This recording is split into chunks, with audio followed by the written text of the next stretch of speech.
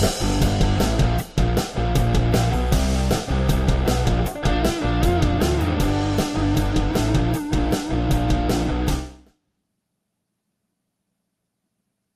there should be another button here or something. Hold on a second. This is live, folks.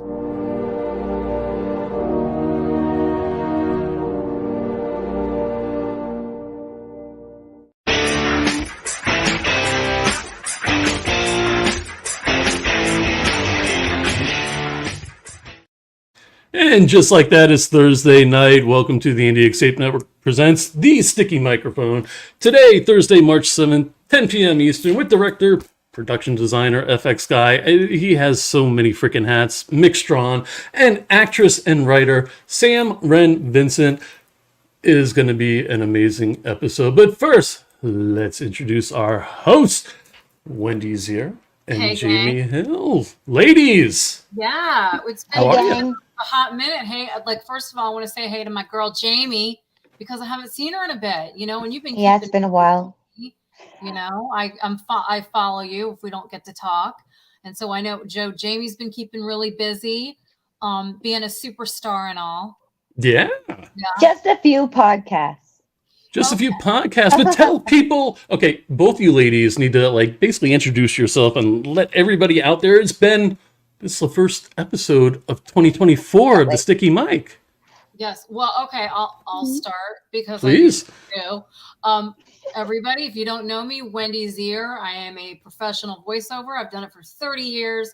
Started doing indie film and done quite a bit of horror flicks and got tangled up with the awesome Joe Ridgely, and it's just been an uphill, fun roller coaster ride ever since. And then I got to meet Jaime, who is also a superstar. So, Jaime, why don't you say some of your great things that you've got going on?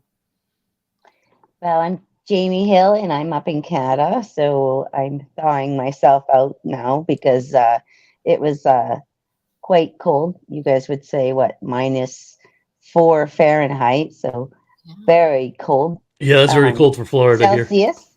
Here. Doing a lot of indie film outside in Canada can be challenging, so I'm looking forward to having some nice horror films filmed down in the States for next year, maybe this year too. Inside stuff. Warmer. It's funny because one of our guests, she was just saying she's in Minnesota, which I kind of liken that a little bit to Canada because she said something below zero, and I was like, what is that about? That's like Alaska kind of stuff. What is that, Joe? We don't know. I'm North Carolina. You're Florida. We don't do zero. The treasure coast of Florida. If it's below freaking 80, I'm not happy. Exactly. But, I'm excited about our guests. First of all, I did get to finally watch this fantastic film we're going to talk about in a minute, but they're interesting. Me too. Yeah, it was very cool. I really enjoyed it. I can't wait to kind of find, it looked grueling. So talk about, although it didn't look cold, but I'm sure she'll share some of her outside grueling filming. I can never do, I'm always a reporter, so I get to be behind a desk or something. But Joe, I'm excited. And then of course, Mick, I mean, what an amazing guy. My iconic stuff that he's worked on, right? Absolutely. And Sam as well. What I'm going to do real fast, if you don't mind, I'm going to hit some comments and then we're going to pick, I don't know what the hell Mick is doing right now. He's kind of frightening me. He's like playing with Godzilla toys. I'm concerned. This is going to be an awesome show, guys. So Jeremy Brown, woohoo! And we got Owen. Hello. Hi, Owen. And we got our good friend Ken McKiernan, who is always here. My buddy Sean Smithson from Smithson Wood Creations, and he does excellent work. We got Lionel Ray Green. Hi, gang. I just interviewed Mick yesterday, so I'm watching to make sure he doesn't give you better stuff than he gave me. I have stuff on Mick, though. Do you? Yeah, you can ask him. We're gonna ask him personal stuff. I like you have to either make out with Nancy Pelosi or Hillary Clinton. And I like to do that question to everybody that's on because I think it's very telling. But go ahead. No one knows what Mick is doing. I don't even think Mick knows what Mick is doing. But anyway, shall we bring them up? Yes, Let's do it. please. All right. So, damn it, Oh. Mick. Wow.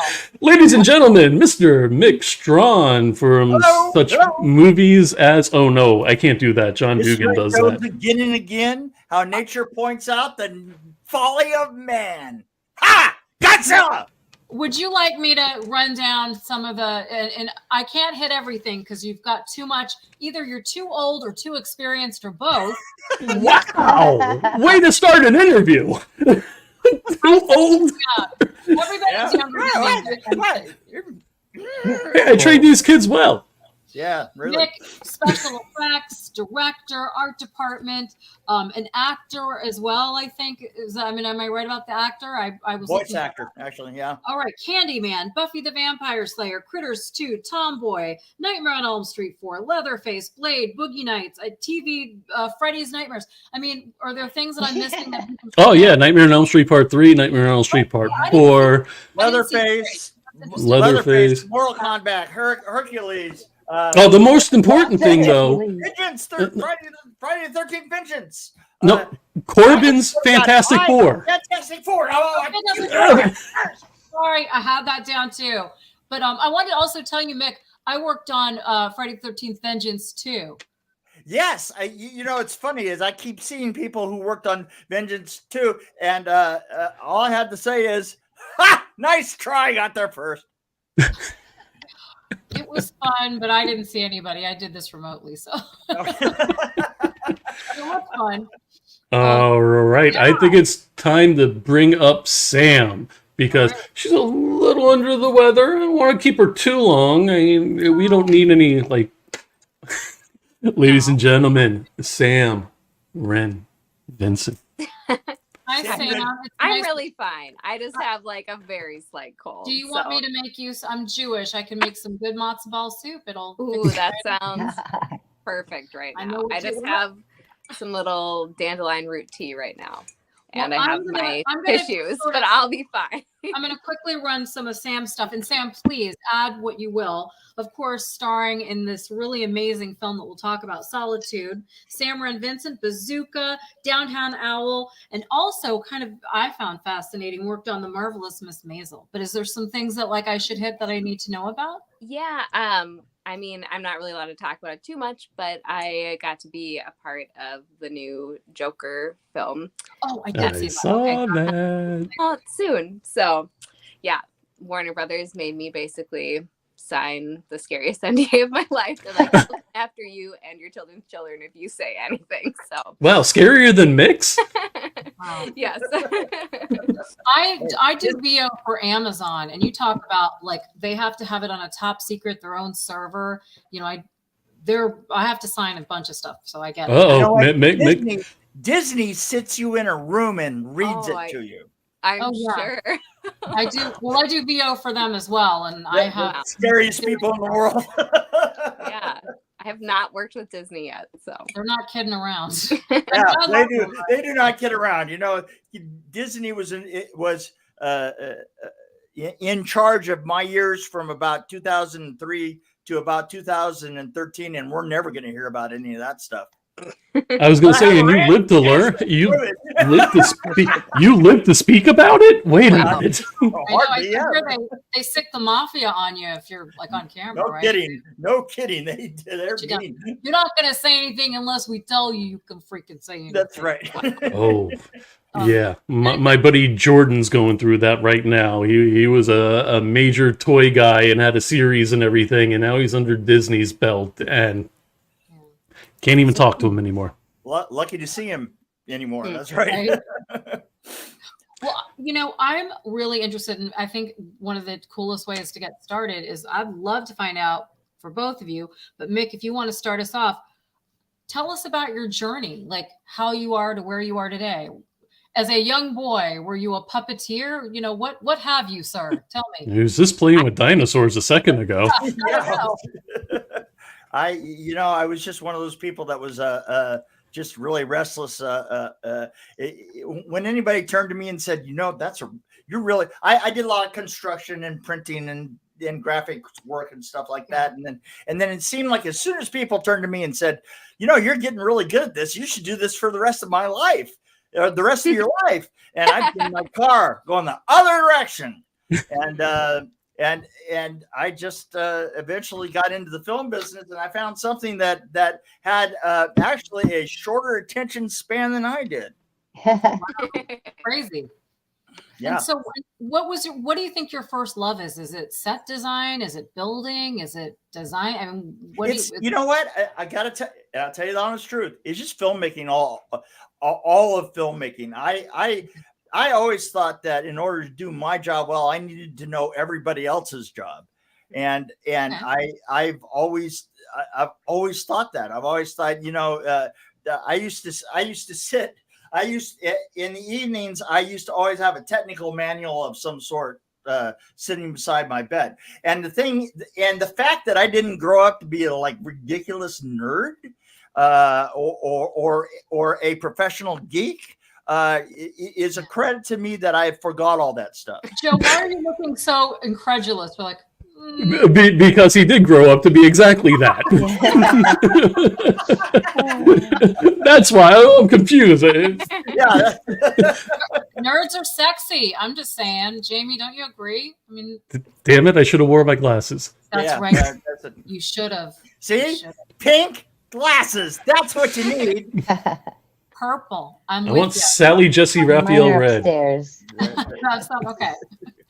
But so, and then in your journey in doing this, did you start acting right away, or did you just wanted to? You did special effects. That was something I'd love. I started in construction, and I went to design. I went parallel. The weird thing is when I came to Hollywood, I was a little bit older than most people. So I was in my mid-20s. I was 31 when I did Nightmare on Elm Street 4, which made me a very old person on set. Everybody, I was older. I know. I was like everybody was the new kid. That was that. What I was looking for is I was looking for younger people that were going to be good. That what I'm saying. So the creepy old guy was looking for younger people that are going to be good. You know what? It's an oft-told tale, and you've heard it in church before too. Fair enough. Hey, look, I'm 55, and I'm always looking for those young Cabana boys. I'm just saying. And so it was quite a parallel. I mean, I did a lot of different. I did a lot of different things, and in order to be, I was older, and I already had a family.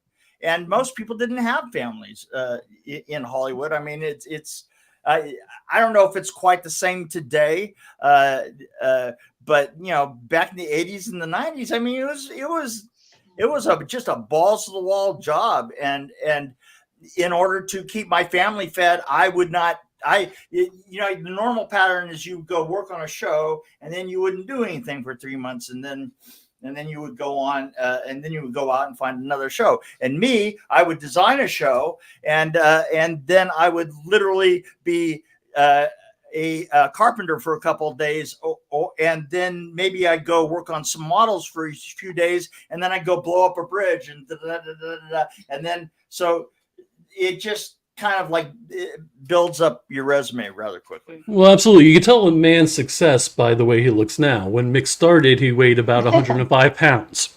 It was like a couple of ounces for every show, and look what happened. You got a healthy appetite. You look great to me. Mark of success. Yeah. I'm way too successful. That's what I was getting at. Yeah, you were gonna go. Yeah, you jumped on your line, brother. Jumped on it. Wow. We got Lionel again saying, "I watched an early screener of Solitude, and Miss Vincent can screen with the best of the scream queens and do it while running. Well done." Have her. You ask her the question, and then we're gonna talk about her scream. I'm gonna. I love you, Mick. Oh, you've got an admirer, by the way. Hey, there's my buddy. All right, Washington.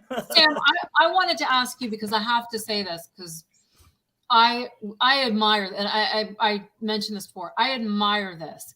you must be either just an amazing, hardworking person or just super in shape, because to do a film like that where you're like out in the woods and you're I mean, like, that is always amazing to me. Was that like so hard for you, or was that like, I'm fine, whatever? Like, how could you do that? I can't even imagine.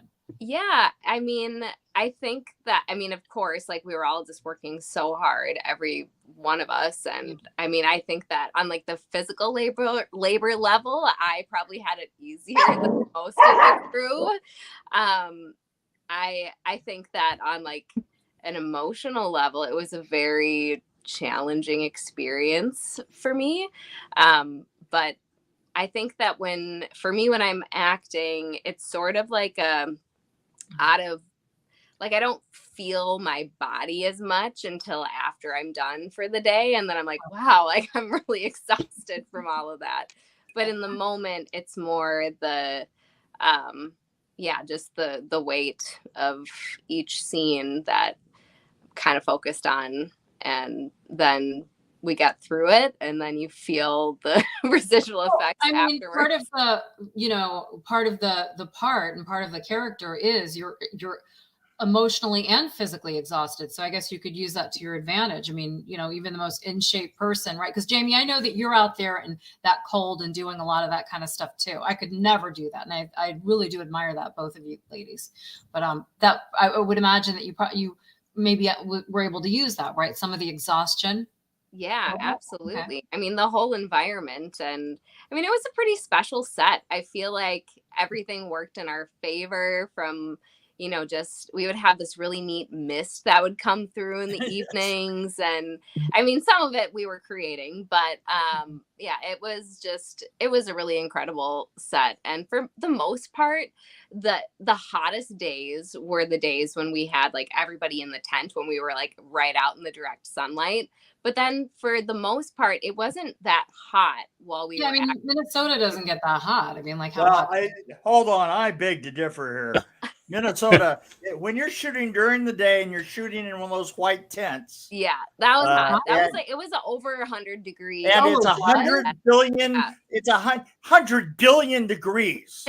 Been there, done that, unfortunately. Like heat miser. Yeah, that's crazy. I mean, because I know, like I said, you were just talking earlier about, Jaime says like blah, blah, blah below zero. And I heard you say like it was blah, blah, blah below zero in Minnesota. I'm like, oh my God, that's crazy town. But I didn't think it got hot in Minnesota. Who knew? It gets really hot and humid in the summer.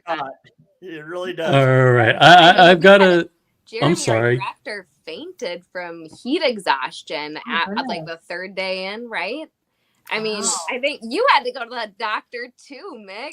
What? People were. We had a lot of people go to the doctor just to try and recover. Yeah. And you know what? The thing is I didn't so much need to go to a doctor as much as I just wanted to go in the waiting room where they had air conditioner. Yeah. Hey guys, I got a couple of statements from Jeremy. Sam, would you mind reading that one?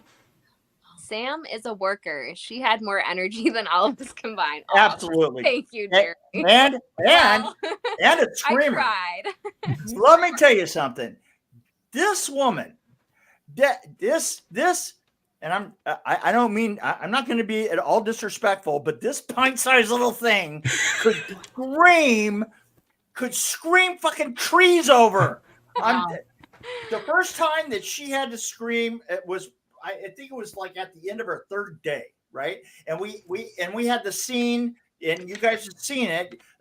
We had the scene where kind of towards the end, and she's running. She's got the thing on her head, right? And she comes towards the camera, and she's coming down the path, and everyone go, okay, she's coming down the path. She comes in, and she plants herself, and she screams, and absolutely the crew, everybody just froze where they were at. Like, and I'm not kidding. When the scene was over, she had injured herself, and the crew was just we weren't even looking around. We were kind of like, what the hell was that? Yeah, that was a moment. And you know what? I've heard a lot of screams in my life. I've heard a lot of screams. I'm sure you have. I won't even ask you why or how, but go ahead. Keep going. I'm gonna hit a couple of more comments real fast, if I may. We got Jeremy again. Minnesota summers are pretty much like Florida summers, hot and humid. Really? Yeah, they are. They get because of all I think we'll give you a run for your money. We got Jerry Kimura, who is on our Tuesday night show, Loud and Nerdy. Howdy, Jerry. Great to see you here. What's he That's want? That's it? Or was that it? Yeah. But damn it, Mick. the way that she got into her character and molded her character and it was just a matter of us trying to capture it and grab a couple of camera angles. I mean, we were kind of cursed and blessed. We were cursed with only one person to film, and blessed that we had only one person to film at the same time. All right, so we're far enough in. I can play the trailer. Mick, did you say you were going to send me some more pictures, or I emailed you? Did they get there? Oh, let me take a look. Negative, unless there's something wrong with my email, because I didn't get the other one from before. But what I'm going to do is, Jaime popped out and she is back. All right, let's put you there. Let's put me there. And Mick, you fall where you fall. I'm on top of Mick. Oh, hey. Wait a minute. That's not fair. Very dirty. I want to be on top of Mick. Oh, okay, wow. Might be for it. I already won. No, I'm kidding. Mick, I loved your book, Behind the Screams. Oh, I'm so glad. It's I only gave it to you like 4 years ago. Jerry's saying, what's up? Jeremy's saying that, keep in mind, she had to run her own camera almost the whole film. Wow. That's right. Yeah, I know. I'm waiting for like my assistant camera credit. Right? I mean, slackers? What the hell, man? No, that was a really neat opportunity, though, I have to say, to get that chance to be able to because I was working pretty closely with Zach, who was our DP, and he was absolutely incredible, and he was running the red, and yeah, that was pretty neat to be able to put my hat in the ring of cinematography. That's awesome. One thing is we were basically imitating a show. We were making it very much like Alone, and so in Alone, part of the thing is that they set their own cameras, and so she was in control of her own camera. Actually, yeah, you were in control of one camera on a short tripod. Yeah, and that's her main relationship throughout. Right. And what was your camera's name? Cameron. Cameron the camera. All right. Cameron the camera. Okay.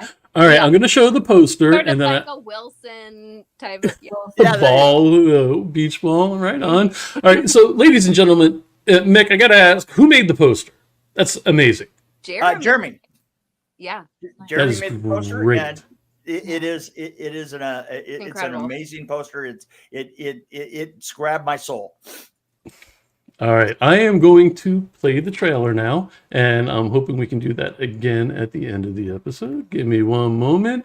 I don't believe mics will be hot, but let's go.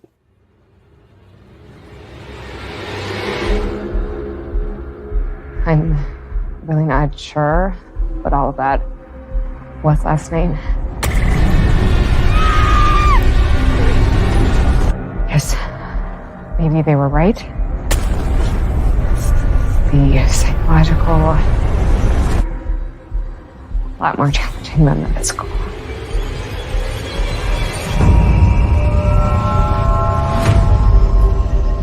I'm not gonna die out here.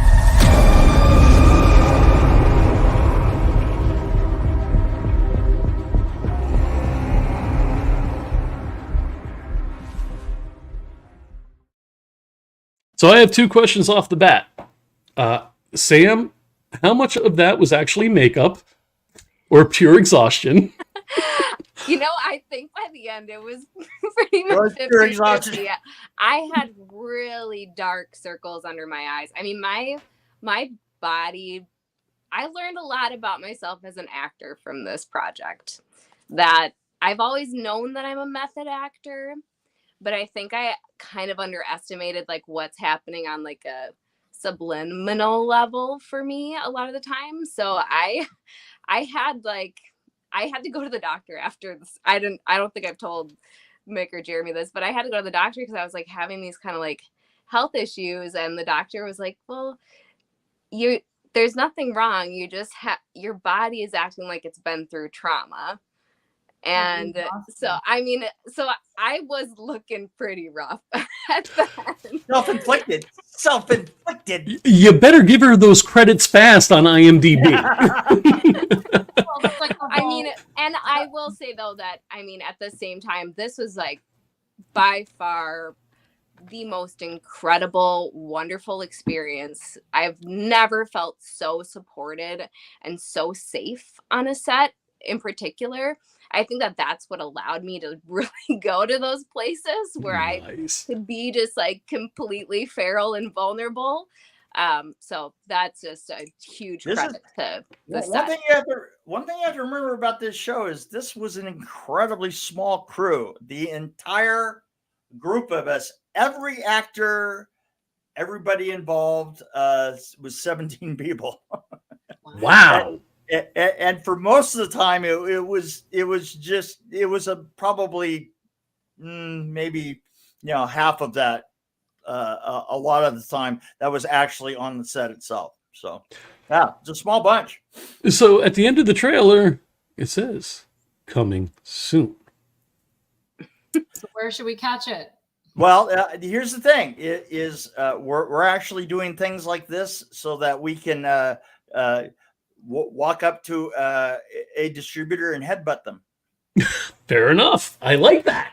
That's amazing. And Joe, I would do that if that's what it took. Absolutely, no doubt in my mind. I am gonna. I'm sorry, Wendy. Can I hit some comments and then the floor is yours? Oh, do you mind? No, don't beat me, please, like you did last time. What? Yeah? I won't beat you. Is that what you said? Don't beat you? No. Well, maybe a little. Are we interrupting something personal? No. Could be. No. Mick, stroke your beard some more for me. I like that. Hello, Jaime and panel from Have Cheeto View. Was this saying? Daniel Day-Lewis had nothing on Wren Vincent when it comes to method. Wow, that's a hell of a compliment. Wow. Damn. I don't think Hi, I Patrick. got that far, but thank you. We've got Alejandro. Looks incredible. Great work, everyone. I agree. Jeremy saying that. Thank you to him. What do we got? What I like about the film is you didn't know if Kara was just slowly, my contacts are losing her mind, or if there was a real monster. Miss Vincent, did you play with that uncertain aspect while performing the role? Yeah, I mean, because I think that's really what Kara was experiencing, because she obviously... She didn't know if she was encountering a monster. Right. And I will say, so I had this really funny thing happen to me like a couple weeks before we started shooting. I have a daughter and I took her to the zoo, and we were a couple, like the last people that were leaving at the end of the day. Mm-hmm. And as we were walking out, I got like this tingle on the back of my neck, like something was watching me. Mm-hmm. And I turned around and the tiger was like prowling with us, like as we were leaving. Oh, that's like, okay, I'm going to remember this feeling of like feeling like something's watching me, but like knowing that I am completely safe, or like in my mind, like, okay, I should be completely safe. And so that's where Kara is, where she's in her element. She's prepared for this, but she does know that there is something there. There's that human instinct that there is something that she does. Oh, second. We'll get her back. Let me see if I remove her and add her back. All right. Well, we'll get her back. The thing is, one of the things that she's just trying to say is, and it's the heart of horror itself. Horror is the thing that you don't see out of the corner of your eye. Am I here? You are back. Okay. All right. Well, I think I'm not sure where I left off, but I heard what Mick said, and that's very, yeah. Well, I mean, I kind of feel like, and I'm sure you agree with me, kind of, I thought what always set the stage. I saw Blair Witch when it first came out. I know everybody talks about that. Yeah. The whole idea was, I feel like they kind of started, besides the found footage, the whole idea of what you're not seeing is what's terrifying. I mean, that was kind of one of the first. I recognize that as well, but the good thing about this flick, I didn't throw up. Really that much of a from the camera going. Does that really make you nauseous? For real? Oh my God, yeah. Is it? I had a hard time with Blair Witch. I got vertigo, and that was really from Blair Witch. Yeah. Wow. The original one, yes. I can't do those fast cameras or just like, well, I can't play video games like that either, but yeah, it sucks. No, that's me. You know, I got to tell you, you get older. I went to see Gravity in the theater and I didn't make it. Again, right? Okay, so yeah, you know what I mean. You know, that thing started to go around like this, and you're out floating like this, and next thing I was in my car going, oh God. That's funny. That's very funny. But that is, I think that's very interesting. And I was going to say, you know, Sam, I admire that. You know, I a million years ago went to, it's not about me, but I went to NYU and studied like Stanislavski, Boleslavsky, Adler, and all that method. And I just, you know, I did musical theater, so you don't really have to use method. Like, if you're singing Oklahoma, you're having a good time. But you definitely have done. It comes from within, though. Yeah, comes from within, of course. You know, you got to find you know, getting into that can be very, very emotionally exhausting and taxing, but very rewarding, and you get an amazing performance. So, wow. Well, thank you. And it was very interesting because I was even dreaming as the character for some time after we stopped shooting. And I would wake up, well, I wasn't like awake, but my eyes were open, and my husband would have to be like shake me awake because I'd be like, I need to get out of here. And like I was like having a dream that I was Kara and I was still out in the woods.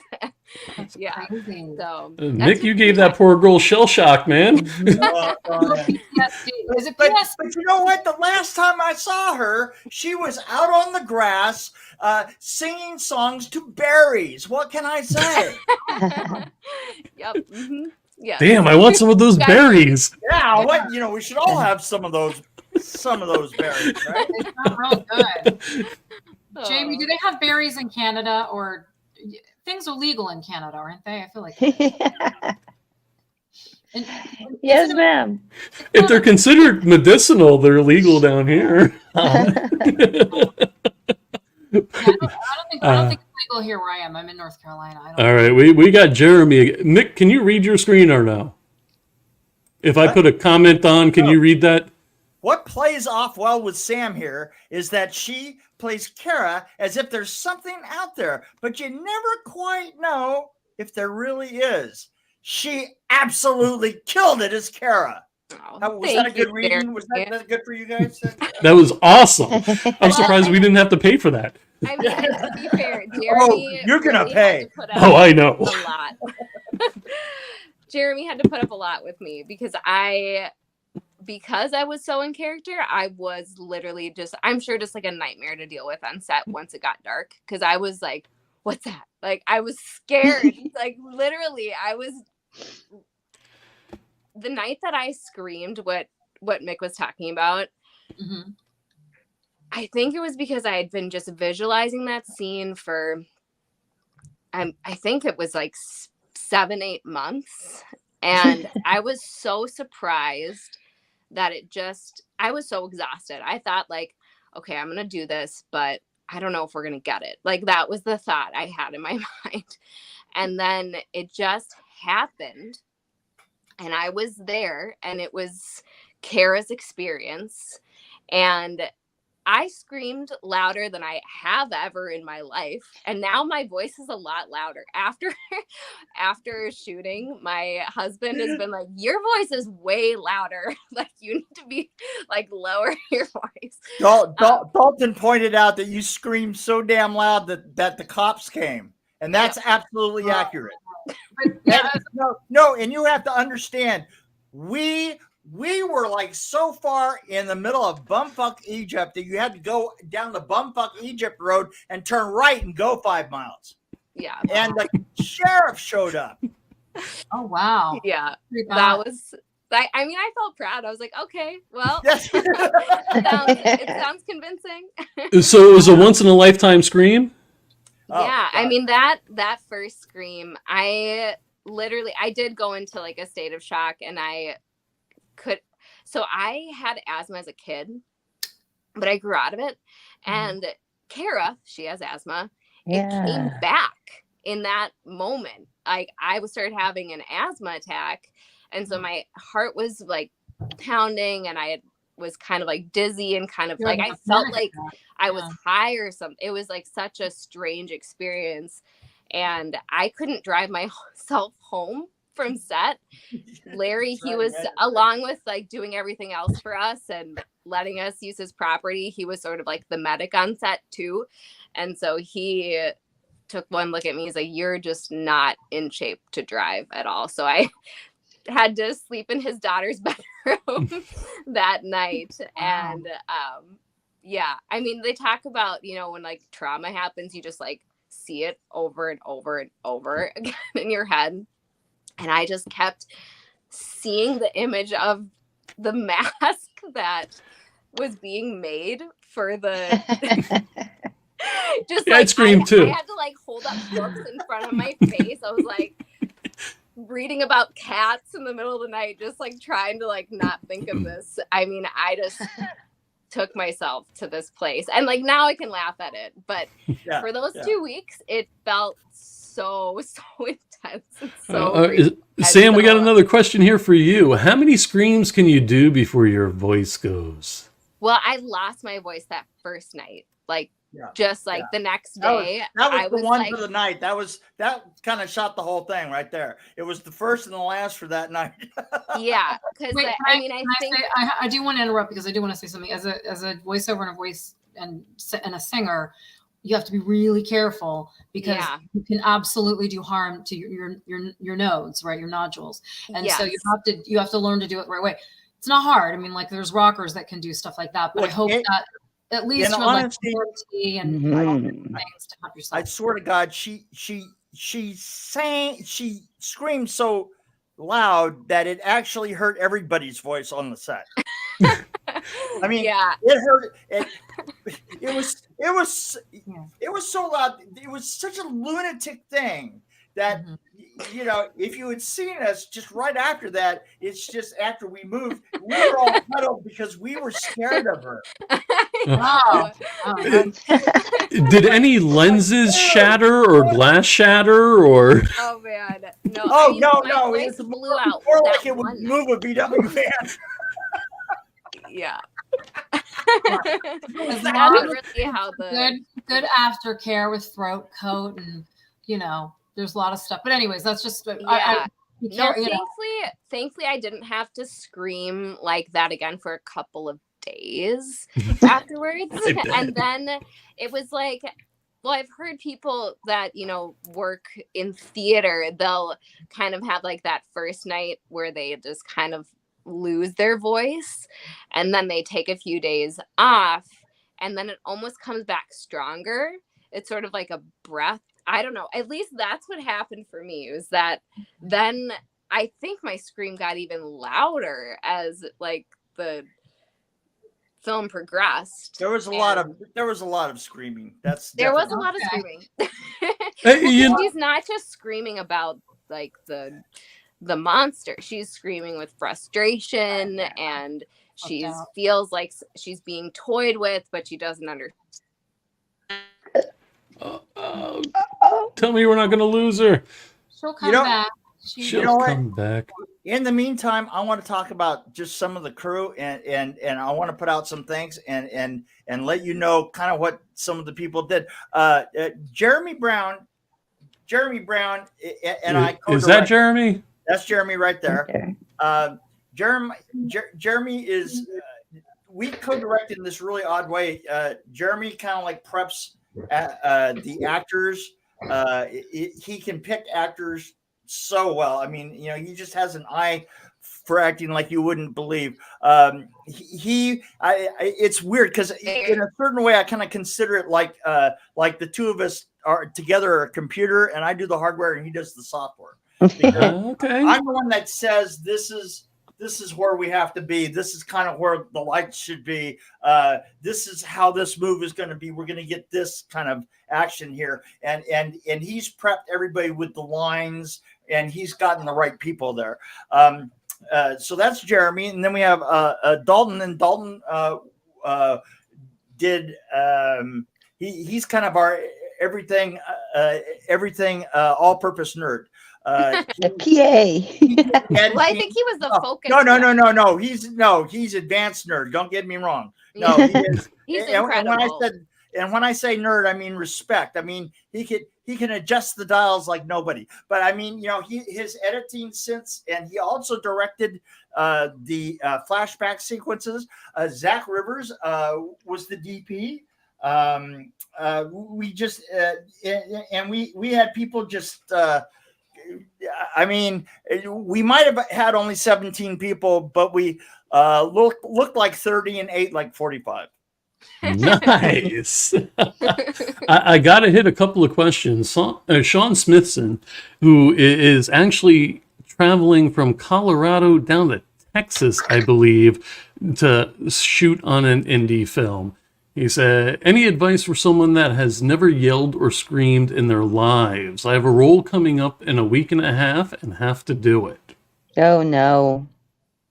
Well, I feel like I'm not the person to give advice because I totally blew out my voice. And I think it was just by sheer will that my voice came back and that it didn't happen again. I don't know how that happened. I can give advice. Something, and by the way, I'm not a great screamer, by the way. I'm a moaner, but Sean, one of the things excuse me, I have to go somewhere. Yeah, me too. I'll be right back. In a good way or a bad way?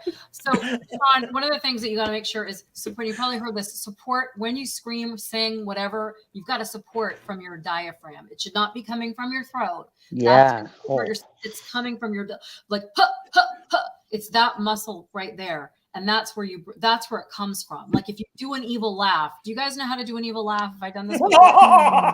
No. So you let the air out and you start with your stomach. So you go and you do moi, but you let all the evil air out and you go moi.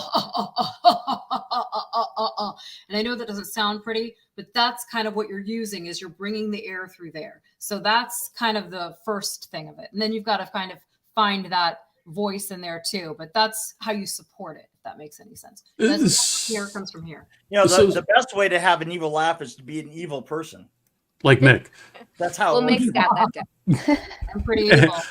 Sam, ask her how she feels about backpacks and trees, and then he said stumps. So backpacks and tree stumps. Okay. So this tree stump, which Mick should get a ton of credit for. So in the script originally, there is this, she finds the thing, and I'm not going to say what it is to, spoilers, but it was supposed to be this like knotted tree that had an opening. And when I was out, kind of doing my solo video sessions, I stumbled upon this little tree and I was like, oh, this must be, or it was like a dead stump that was like half of a tree that had died and rotted out the middle. I thought, oh, this must be the tree that they, chose and wrote specifically for this to work. And so then I brought that up and they said, no, we're not, we're going to figure out something else because there's no tree. And I was like, wait a second, I'm going to show you. And so Mick had me show him, and by his sure determination and willpower and Larry's know-how, they cut that stump out of the ground and moved it to my campsite so that we could use it for the scene. And Have tree will travel. What was that? Have tree will travel.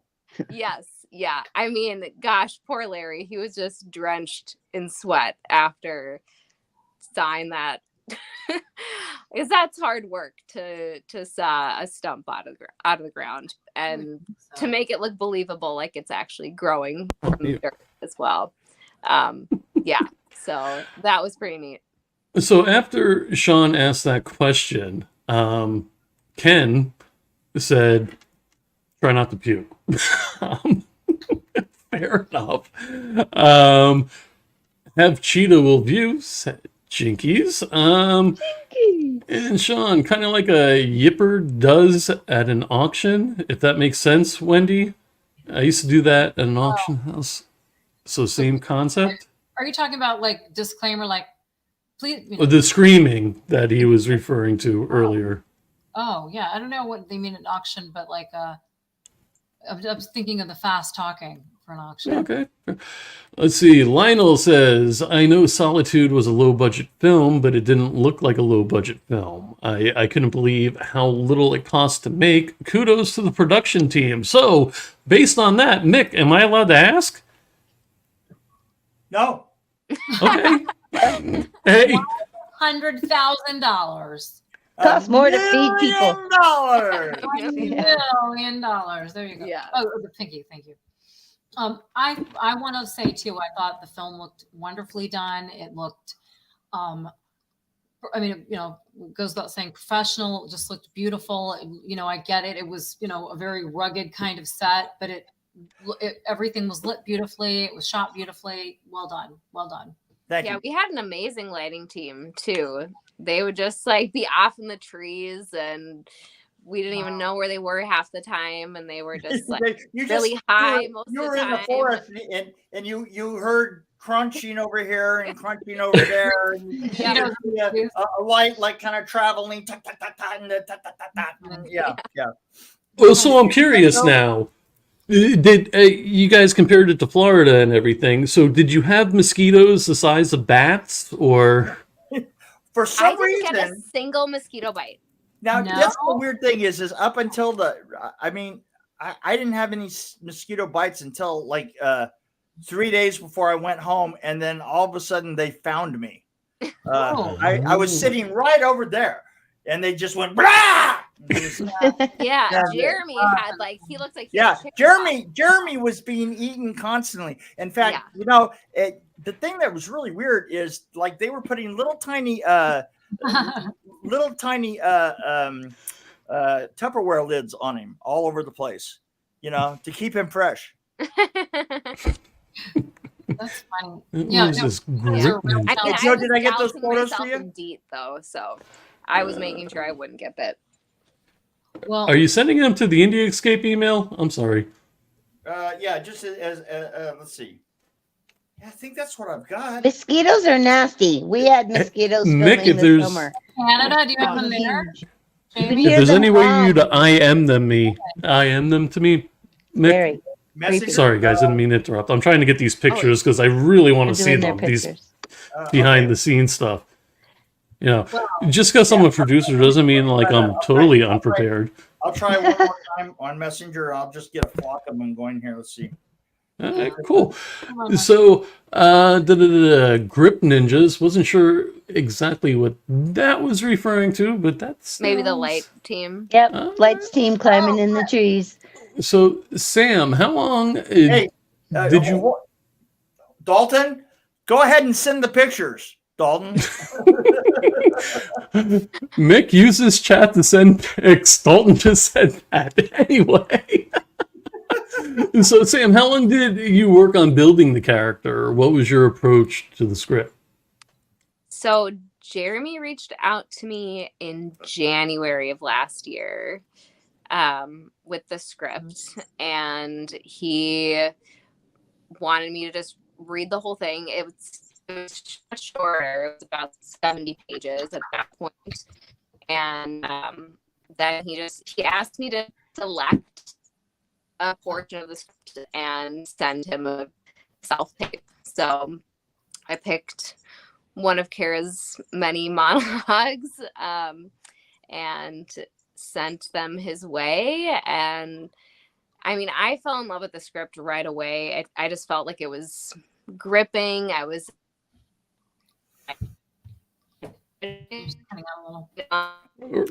Max Headrooming a hair.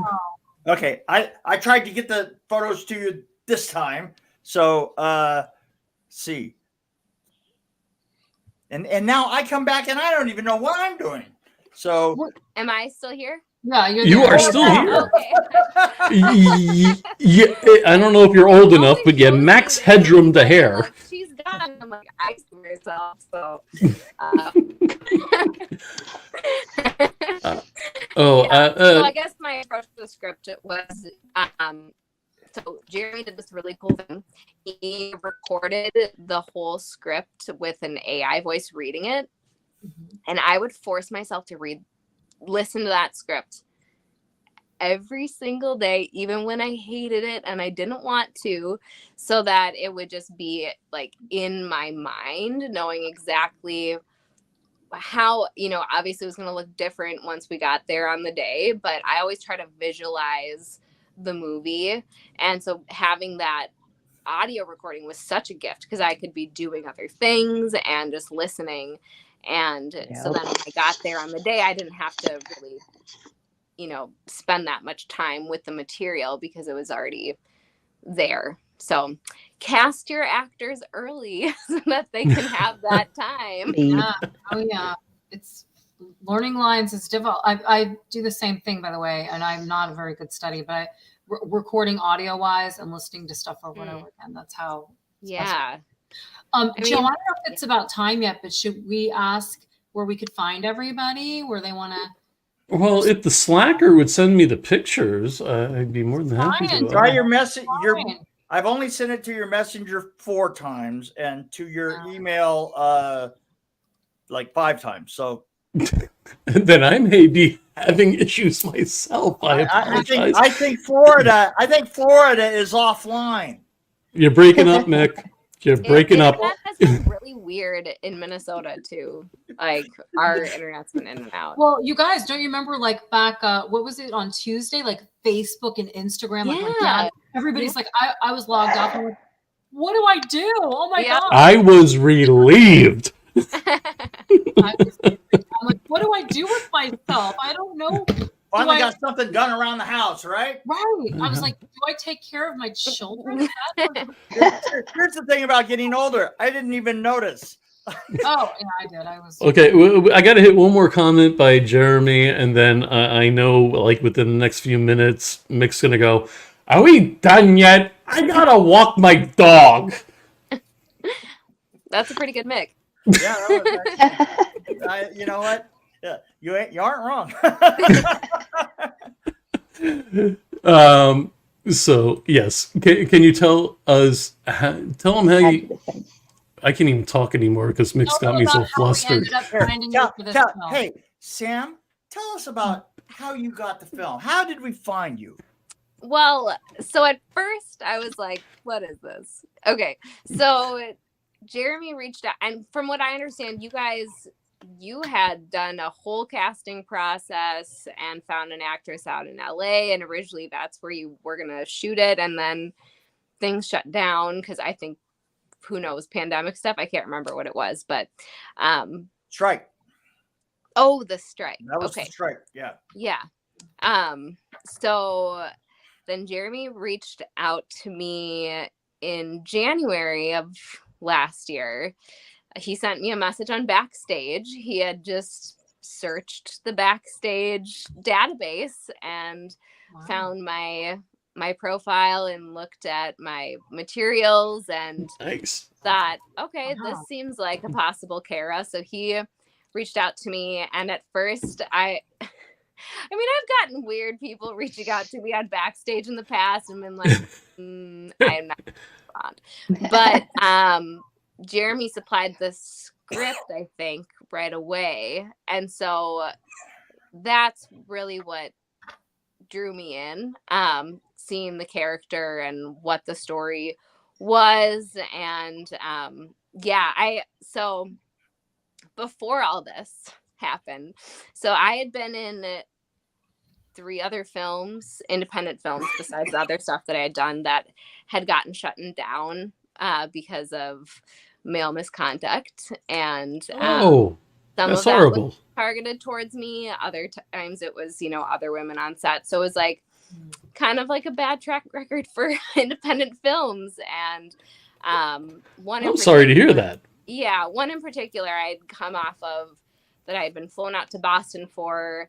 They coerced me into working with live firearms after I'd already said specifically when I was cast that I would not be working with firearms, and they at first tried to trick me into thinking that they weren't real guns, and then it was just a whole freaking mess. So after that experience, I had to walk from that project and didn't get paid, whatever. I kind of had this dark night of the soul and was like, am I even going to keep pursuing this? Because it's been such a rough ride. And so, January comes around every year. We all kind of think about resolutions. And my resolution was that I wasn't going to do any more independent films unless they specifically reached out to me and saw my reel and said we want to hire you, because I just was done kind of putting myself out there. So literally that happened the night before Jeremy had reached out to me. So if my mind hadn't been really in that headspace, I don't think I really would have responded, because you never know. So it's just neat that everything aligned in that way, and so here we are.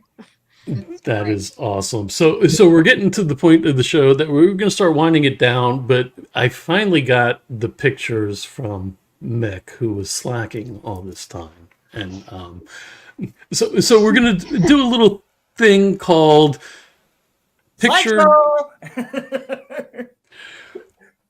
3 seconds or less explanation on the picture. I don't Mick, go.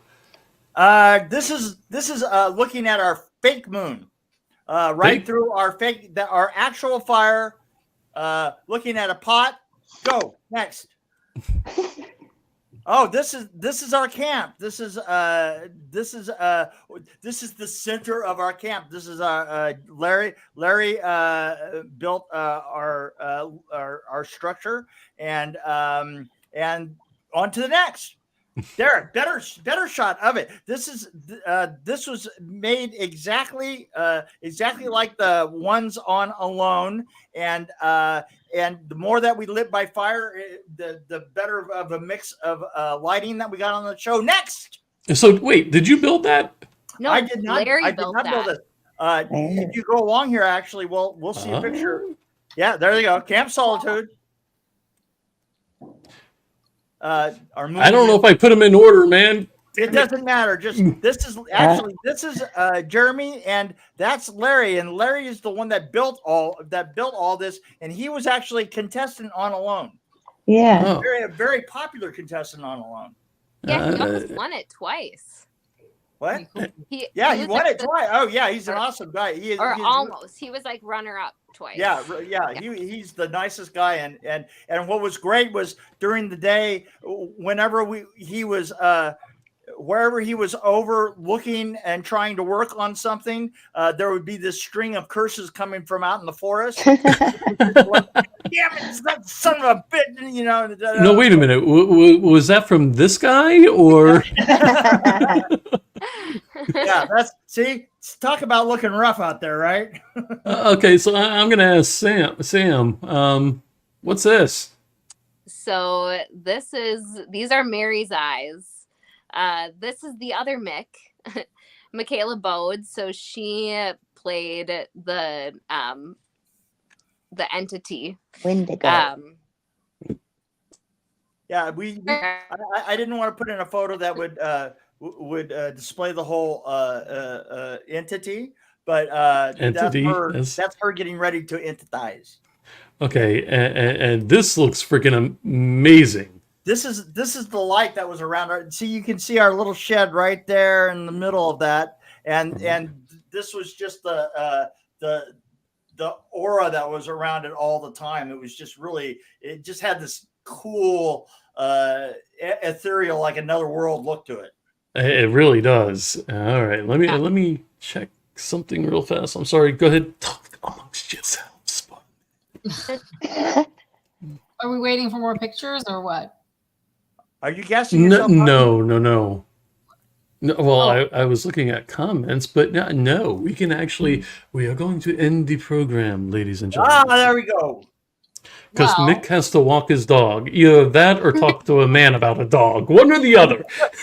Hey, and that's the same thing. Well, so Joe, why don't we ask everybody where we can find them? Oh, you're the host. I'm the producer. No, I'm kidding. So Sam, where can everyone find you on social media, and tell us what you have going on in the immediate future? Yeah, well, you can find me on Instagram, Wren Vincent, and I'm not on any other social media platforms. So that's the main way to find me. And currently, I have been taking a break from acting for a little while, recovering, but I'm writing a series right now. So there'll be more on that in the near future. Sweet. And then Mick, we're going to put you on the spot like that's anything new. You know what? I can be found on Facebook, Mick Strawn, and I think that on Instagram it's MIQ3,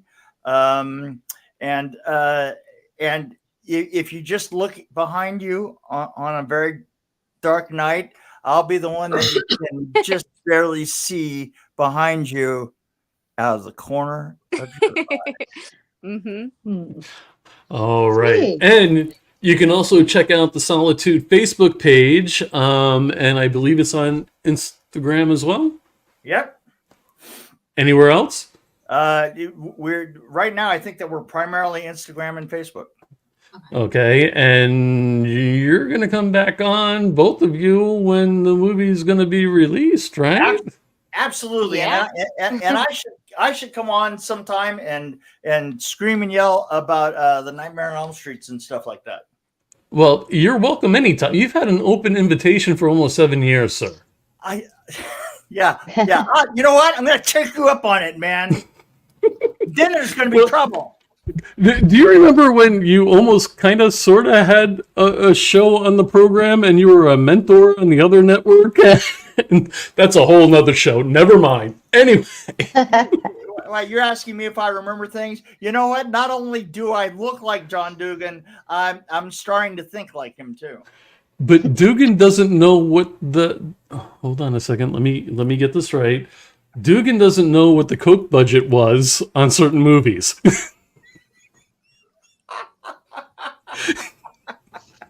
I plead the fifth. and in Dugan's case, it's a fifth of scotch. Fair enough. Do not bring your beers around Dugan. Anyway, ladies and gentlemen, guys, we're going to drop you down and we're going to close out the show. If you could stick around for a couple of minutes, we would greatly appreciate it. If you got to bail real quick, dude, your bladder isn't that small. No, I'm fine. I want to thank all you guys for everything. Yeah, thank you so much. And Sam, damn good seeing you. Well, nice to have you on. You both are a joy.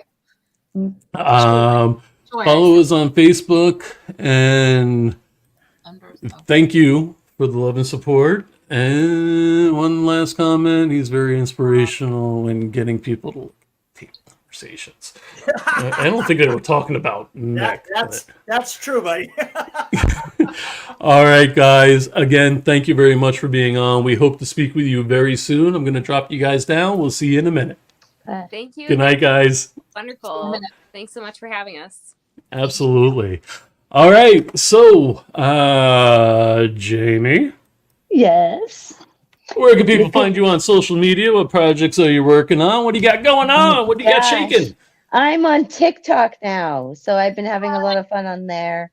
But I'm always on Instagram, Jaime Hill VO, and same with TikTok. You'll find me on there chatting about VO. But there's a couple more scary horror films in my track, so that's what I'm up to in the future.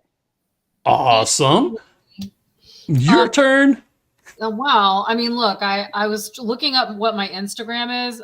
Don't find me on Instagram. I'm never on there. I'm on Facebook, Wendy's Ear. So I'm tagging you for nothing on Instagram. Yeah, don't worry about it. But yeah, I'm doing besides voiceover, I'm doing a movie this summer. Meaner Girls. It's not Mean Girls, but it's Meaner Girls with Ron Fazio. Actually, he's going to be doing it as well. Remember Ron? Sweet. I remember Ron. And then, I'm taking out my glasses, they're all askew. And then I'm going to be doing they're still doing the road show for Side Effects, which has been really cool. I'm hoping to join them on one of the events, but and then I am doing another film. Amy and I think are going to be doing this one this spring here in Raleigh. I don't know the name of it yet, but they wrote something for us specifically for me and Amy, so that'll be fun. All right. So are you?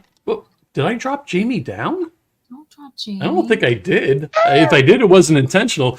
Anyway, so Carolina Horror Fest or HorrorCon?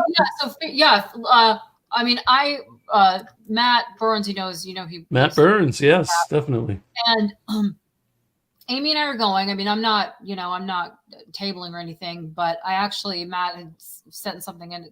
I filled out something to be a handler or help out, or something. Handler or help out? No, you should be doing press media passes and covering it under the Indie Escape Network. I'm doing that too. Don't worry. But I also will, if I do something to help out, I'll still be promoting the Indie Escape Network. No problem. I will. Awesome. And what do I have? I really don't have anything with the exception of, ladies and gentlemen, please follow us, the Indie Escape Network, on Facebook, YouTube, Instagram. What's that @ symbol? I forget. Oh, what is that? The ad. It's just the ad. Threads, I think. I'm sorry. And X, IMDb, and whatever. Follow us on those. We'd greatly appreciate it. Other than that, everybody, have an excellent night. We hope to see you next time. And if I can find the button to get us out of here, I will. Wow. It was just such an amazing show. I'm just flabbergasted. I love seeing you too. I miss you both. I haven't seen you in a million years, so it's nice. Been a minute. We will see you next time, ladies and gentlemen. Thank you very much.